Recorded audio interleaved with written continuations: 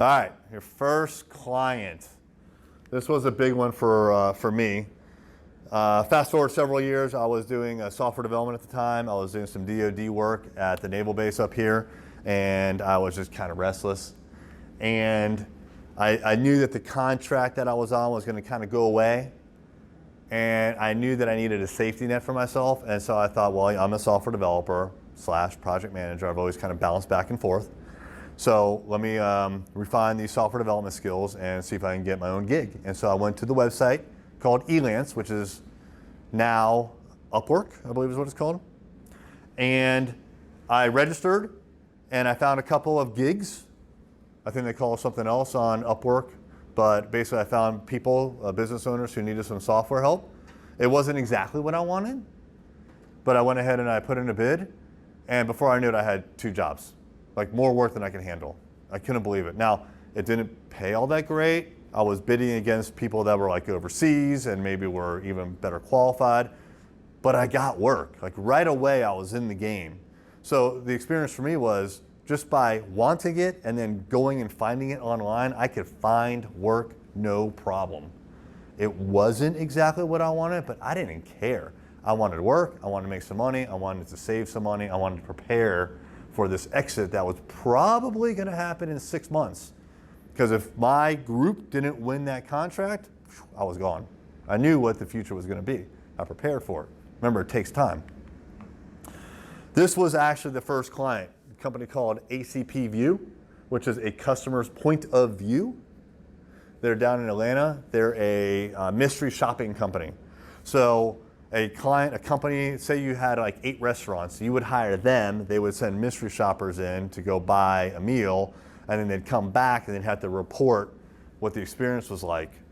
And so there's actually a lot of data, right? Like where are you gonna go, which of the 8 locations, and then who's gonna get the assignment, and then you had to have these people apply for the job, right, of being a mystery shopper. And then afterwards, they had to report all the data, and then that data had to be refined and scored and then sent back to the client. A lot of data in, a lot of data out.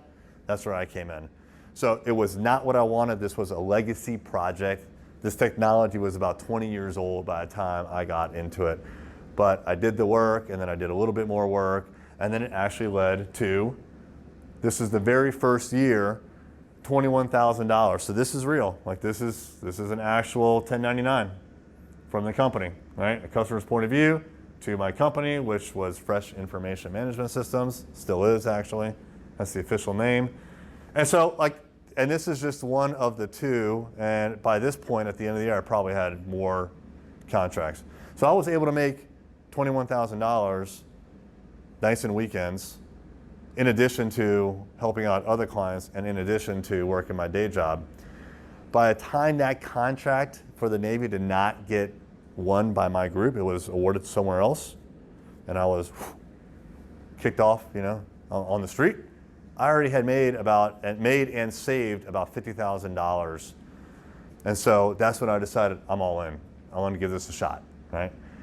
So I had about 50 grand in the bank from this work, and this is all within like 1 year. I wasn't doing anything special. I was just hustling. And then the revenue that I had coming in was every week or month was roughly half of what I was making on base. So I wasn't where I needed to be, but I was close enough and I had a little bit of a safety net. And that's when I decided to go all in. So for me, again, lessons learned. I took whatever I could get. These were not projects that were cool. They were not in vogue. I wasn't going to learn anything by working on this technology at all, but I took it and I was able to make something of it. So don't worry about whether it's a fit or not. Just get the work, get in the game, and keep hustling. And it's going to lead to the next thing and the next thing and the next thing. Right? So at this point, I'm on my own. So the very first week, I sat at a dining room table that looked almost just like this. Every single day, I take that backpack. This is starting 6 years ago. I have the same backpack. I'd take that backpack, I'd put it down on one of the chairs, I'd unzip it, I'd take my laptop out, I'd take my phone, and I was working. That was my office. At about 2:30 in the afternoon, my then very young daughters would come home from elementary school, And for the next like 2 to 3 hours, it was kind of chaotic. I tried to ignore everybody and block everyone else, so I was working at like half speed. And then by 5:30, 6 o'clock, Mama wants to have dinner on the table. I'd pack everything back up, and she'd bring out dinner, and that was the routine. And this went on for like a week. But in between that, for a week. This went on for a week, because the real issue was between when the backpack opened and the backpack closed, Leah, my lovely wife, would be like, "Oh, hey honey, I got a real quick question for you." And she'd ask me something and then go away. And then an hour later, "Hey, sorry to interrupt, just real quick." I just kind of, and then the kids would come home, and I couldn't take it, And I told her, I got to get out of here. I got to go find somewhere else. So I actually rented a one room out of an office, a relatively small office, which was a CPA firm in Chesapeake. And I was there for a couple of months before this guy contacted me and said, "Hey, Erik." Oh. "Hey, Erik, I got this thing going on called Hatch." Who remembers the Hatch days? And who? Wow, only one other person? Two? Wow, this is old school, man. So this is like the best picture I could find. I'm sure there's better ones, but this is from Google Maps, actually. Oh, wow. Of Hatch, and this is probably like a hackathon or something. There's always stuff going on here at Hatch. And this room, you can see there's like a window here. There was a room there with a door that locked, and it wasn't very big, maybe 10 by 10, and this is the extra room that Zach had, and he offered it to me. And I ended up moving down here, and I would work out of there by myself for a while, but it was great. And so I appreciated Zach. It was really cheap, first of all. And then also, there's all these people that were always hanging out, right? And so people were coming in, coming out. I'd get to meet them.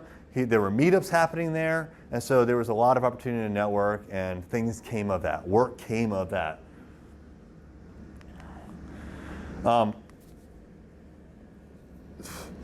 One of the things that I did, though, at about that time is I was going into work for myself. I realized that there were a lot of different personas that I had at the time, and actually these are out of order. But the personas that I had at the time were of different things that I had done over time. So maybe this sounds familiar. You've tried different ventures. You were a partner in some business. This was my DoD business. This was my commercial business. I was also just a straight up DoD contractor. SharpCode was my very first software development company that I set up for myself. That was still kind of lingering around out there. I had a client that knew me by that, or maybe two old clients, right? Measured Mile was the project that I told you about before. Arts and Crafts Fair was another project that I started up. So I had all these personas, different Eriks, and I was trying to kind of like keep these worlds from colliding, especially like when I was working as a DoD contractor. I really didn't want anyone to know about this commercial work. Two separate worlds. Even this one down here, La Chocolatier Bakery, that's my wife's bakery. That was her business. She worked it full time. When I got done with the DoD work, I'd go to the bakery and I'd wash dishes. I'd go interact with customers. I'd sell stuff from the case, so people knew me in that context. But when I moved in with Zach, I decided I had to consolidate all those personas down to the one persona that really mattered for me, and that was Erik at Fresh IMS, which actually I renamed shortly thereafter to 80/20. 80/20 Software Consultants. All right, so what I want is when people think of Erik, and I knew a lot of people from a lot of different walks of life, I wanted them to think of 80/20, not the bakery, not DoD, that's it. So I had to consolidate everything down, and so I announced it by telling everybody that I knew what I was doing. So this was important for me, is I had seen a lot of people go into business, maybe start side gigs, maybe do a full-time thing, but they kind of like kept it on the down low. And they weren't really fully committed to what they were doing, it seemed like. And I thought, you know what, like, I don't have a backup plan. The DoD thing just went away, that's gone, it's not coming back. And I've got 50% of the revenue that I need to let every single person that I know what I'm doing. So I created a flyer, an announcement, and anyone that I had a physical mailing address for, whether it was a colleague from work, a relative, I didn't care who it was, a friend from college or high school, they got this announcement. And it said, basically, I've opened a company, here's what I'm doing. If you know anyone that needs this kind of work, send it my way. And I got 2 jobs out of that. I think you articulated that really well. So we've gone over that many times. The personas? Where it's like, who are you, right? And so people go, word of mouth is what we want, right? And that's the best kind of marketing.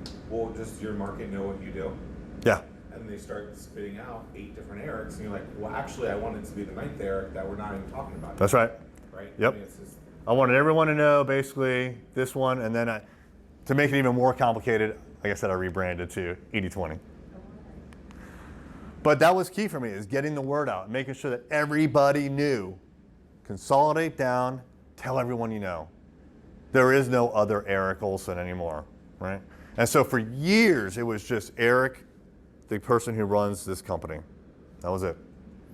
And those 2 personas actually were one in the same for a long, long time. So for me, when I realized that I needed to hire someone, I had one big project that I was working myself, and then I had just won a second one, and I was like, I can't do this all myself, I need help. Now's a good time to hire someone. I was scared shitless.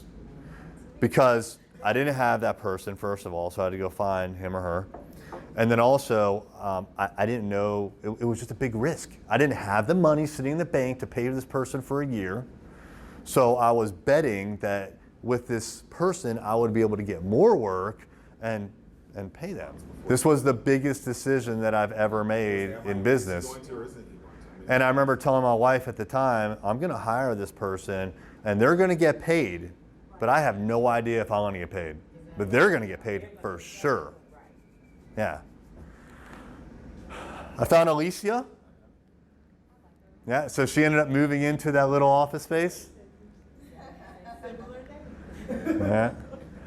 So this is Alicia. This is the actual offer letter from 2014.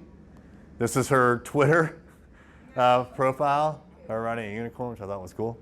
So she has some personality, a little bit of spunk, but yeah, I offered her a job, and she accepted. It was just a good time for her in her career, and it worked out real well. We worked every day, day in, day out, in that little office at Hatch, and we made a go of it. But what I realized shortly, once she came on board, she was working the code. We were coders, and so she would work a lot of the code just day in, day out. I was still in there, but it freed me up to do some other things. A little more networking, maybe give a talk at Hatch, maybe take someone out to lunch. Things that I wasn't doing in the beginning, I was able to do some business development all of a sudden. And what really surprised me is that I doubled the capacity of the company by going from a one-man shop to a two-man shop. But what I did not expect was a doubling of the demand on us. All of a sudden, magically, work started coming our way. And it wasn't the same volume that it was when I was a one-man shop. And I think it's just the psychology of telling someone that you're a company. When you use the word we instead of I, you talk about your team and it's real. You're not like playing these games where someone works for you for 1 hour a month and they're part of your team on your website. No. Like really, you really believe it, you mean it, and it's the truth, and you say it. There's something about that. All of a sudden, it added validation to what we were doing, and we started to get more and more work. I was really, really surprised. But that first hire was, and still is to this date, the most difficult decision that I've made. If you don't have employees, think through it, right? Make sure you do have some money, but you also have to be super confident in your business model. Because the last thing you want to do is hire someone and then they're there for 2 or 3 weeks and you're like, I can't pay them, you're out. No one wants that, right? It's not good for you, it's not good for them. So you've got to be confident in what you're doing, plan for it, prepare, right? And then make sure that you got some demand coming in. Who here's pivoted their business? Anybody? 1, 2, 3. By pivot, I mean like you've tried something, it didn't really work out the way that you wanted to, and you changed your business model. All right? I've done this several times throughout the years. In particular, This is 80/20 Burger Bar. Who's heard of them? Yeah. So after I came up with the brilliant original idea of naming my software company 80/20, which is a business term, right? You hear it all the time, 80/20 rule, right? You hear, you hear that. I wanted something that was kind of abstract. I didn't want like a literal name like Erik's Software Company. I wanted something abstract. I wanted something short, and the domain name was available. So I'm like, oh, 80/20 is perfect. So I got 80/20, and about 3 weeks later, I found out that there was an 80/20 Burger Bar right down the street, right, in Norfolk, the same city I was in. And so there was brand confusion. I remember I went to the Apple store in MacArthur, and I had a problem with my Mac, and the genius was like, where do you work? And I said 80/20. She goes, oh, that place is awesome. And I'm like, not the Burger Bar, the software company. She goes, I've heard of you guys. And I'm like, no, you haven't. No, you haven't. So I knew that there was a problem with the name. And frankly, the domain name was a problem too, something to think about. I got 8020.co at the time. .co's were like super hot. What I didn't realize is that people thought that I had mistakenly not put the M at the end of .co. They thought it was supposed to be .com. Yeah. So I actually ended up getting another domain and switching all my marketing over to made by 80/20. But even having numbers in the domain name, that was a problem. It's just unusual. People don't know what to do with it. So there were a lot of issues with the branding and the marketing that I had created for myself. I ended up working with this company in Virginia Beach named ID Web. Who here knows, actually I mentioned Kevin before. He was the other person on the podcast. He's my business partner now. So Kevin Daisy created ID Web. They were a web development company. So on this side we had, these guys would do just really cool looking stuff, really nice, well-branded work. And over here we would do we probably consider like hardcore programming. Right? And each of us couldn't do the other things. Well, we got together and we started talking. We're like, we both have these weaknesses that we want to fill in. We should merge. And so we ended up actually merging, and when we did that, we took the opportunity to rebrand. He hated his name. He'd been ID Web for like 10 years. He just didn't like it. It didn't make sense to him. And so we rebranded as Array Digital. And we also hired a digital marketing manager, and we've been focused on digital marketing almost exclusively ever since then. So this was the big pivot, yet another huge business decision. Probably about as big as hiring the first employee, but two big business decisions in like 5 years that could make or break us. This is actually us signing it at Pierce McCoy, the attorneys in downtown Norfolk. They got us some nice whiskey, which was pretty cool. You paid for the whiskey. Well, there is no free whiskey. Yeah. There's always risk in your business. You've got to fix it one way or another. If you know that there's a risk, something is going to break eventually. And either the market is going to break it for you or you're going to have to break it. That's what I'm trying to get across in this first bullet point. Is if you know that there's a problem with your business, you should be the one to break it apart, fix it, and come back stronger with a better plan. So when I knew that 80/20 was a bad name, yeah, I limped along for a while, but I knew that it was going to be a problem and it was something I had to address. Going back even further, when it was just me, I knew that a one-man shop was a problem. If I got hit by a bus or I wanted to go on vacation, my clients were screwed. I had to fix that, right? And so along the way, you're going to come across these roadblocks where you know you have to fix the problem.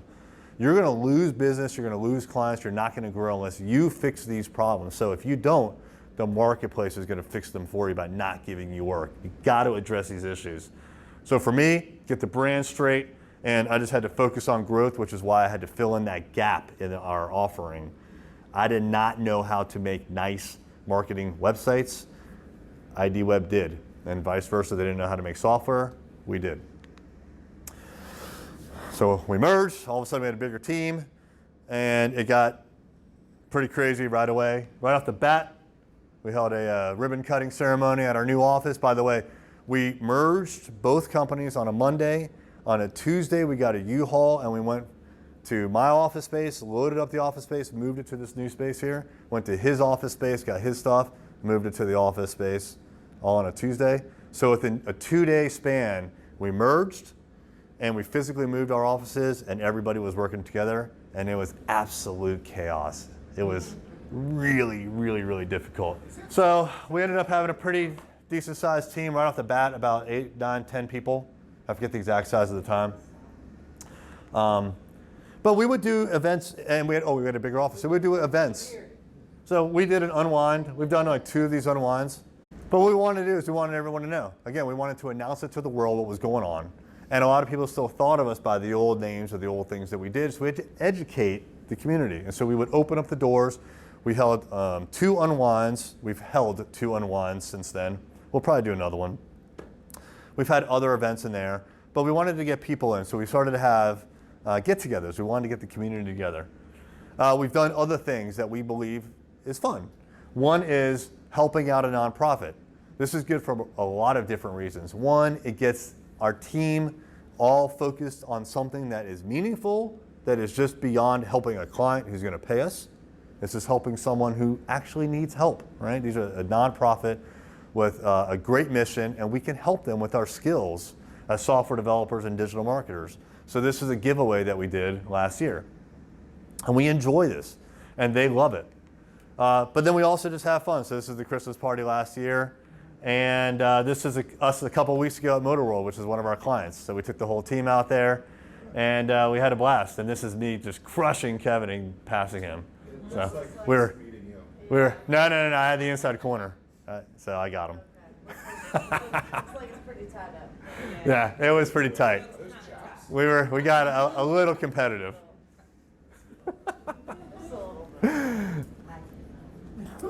So, I mean, look, a lot of takeaways. Host events at your office. Make a big deal of this stuff. Look, today, right? I mean, it's not like the room's packed, but we're going to make a big deal out of it. By the time you look at us or me on social media, it's going to be all over there. Shannon's probably already like tweeted it and Instagram. And we're live, right? And we're going to take this video and we're going to chop it up. Make a big deal of it, right? Make it bigger than it actually is. This is an opportunity to get a little bit of attention, either on you, which translates to your business, or directly to your business. Always try to get a little bit of attention. There's a